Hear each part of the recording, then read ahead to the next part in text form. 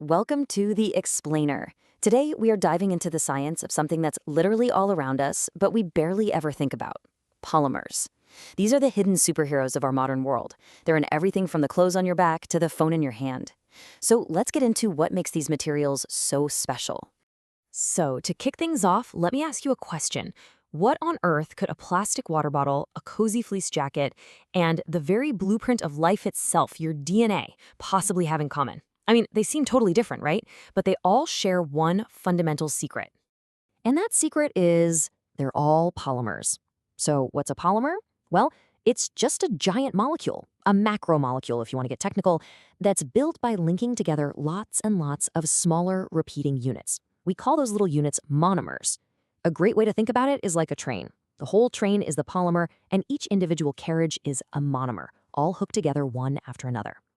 Okay, so here's our game plan. First, we'll look at those basic building blocks. Then we'll get into how these massive molecules are actually made. After that, we'll explore what makes them so useful, their superpowers, if you will. And finally, we're going to tackle the big one, the plastic problem, and what we can do about it. All right, let's dive in. The world of polymers is really split into two big camps. On one side, you've got the ones that are totally natural, like the proteins that make up our bodies or the starch you find in potatoes. And then, on the other side, you have the man-made ones, the synthetic polymers we usually just call plastics, which mostly come from petroleum. So how do you even go from a tiny little monomer to one of these massive polymer chains? Well, it turns out the way you build it is everything.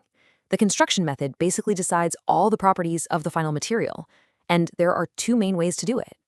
These two methods are called addition polymerization and condensation polymerization. Just think of them as two completely different sets of building instructions.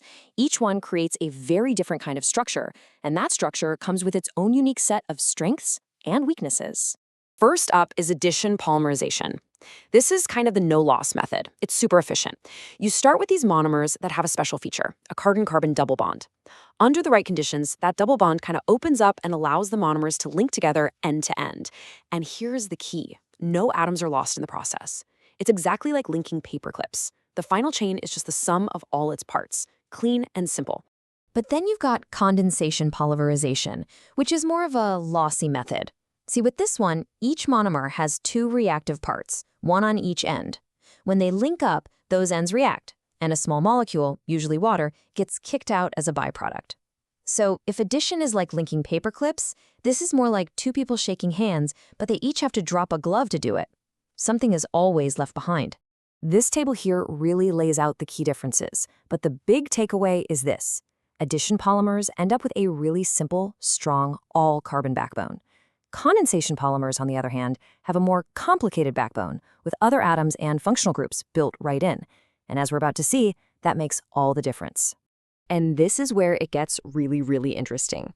Because those chemical differences we just talked about, that's what gives each polymer its unique properties, its superpowers. But, as we're about to find out, sometimes a superpower can also be a super problem. Okay. Let's look at addition polymers, like the polyethylene used in plastic bags and bottles. Their backbone is just made of incredibly strong carbon-carbon bonds. This makes them super unreactive, or inert, and that's fantastic for storing food, right? You don't want your container reacting with your lunch. But that exact same feature is a massive disadvantage for the environment. It means they just don't break down.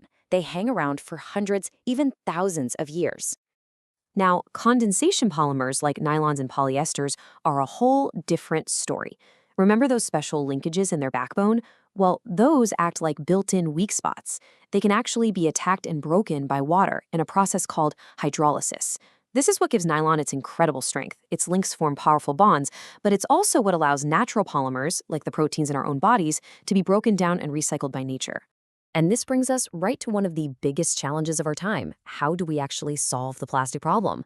We've made these unbelievably useful materials, but now, well, we're kind of drowning in them. The solutions are going to have to come from recycling, biodegradability, and some serious innovation. This is really the heart of the issue, what I like to call the polymer paradox. The very same quality that makes these plastics so amazing for keeping things fresh and safe, their stability, is precisely what makes them an environmental disaster. They are designed not to break down, which means nature has a really, really hard time getting rid of them. And that's exactly why recycling is so critical. From an environmental standpoint, it reduces pollution and saves massive amounts of crude oil and energy. It also saves landfill space. To put that in perspective, Singapore's one and only landfill is expected to be completely full by 2035. That's not far away. Economically, it fuels a circular economy and creates jobs. And socially, it's about all of us taking responsibility for the resources we use. But recycling is only part of the answer. What if we could design smarter plastics right from the start? Well, that's where biodegradable polymers come in. A fantastic example is polylactic acid, or PLA. It's a polyester, often made from cornstarch. And because it's a condensation polymer, it has those special ester linkages that can be broken down by water, allowing it to biodegrade and return to nature. And the future for materials like PLA is just incredible. I mean, we are talking about surgical stitches that just dissolve on their own after a wound has healed, drug delivery systems that release medicine exactly where it's needed inside your body. We're even talking about scaffolds for growing new human tissues and biodegradable screws to fix broken bones. It's a huge shift from throwaway plastics to truly smart, functional, and sustainable materials. So we're left with this final, really important question.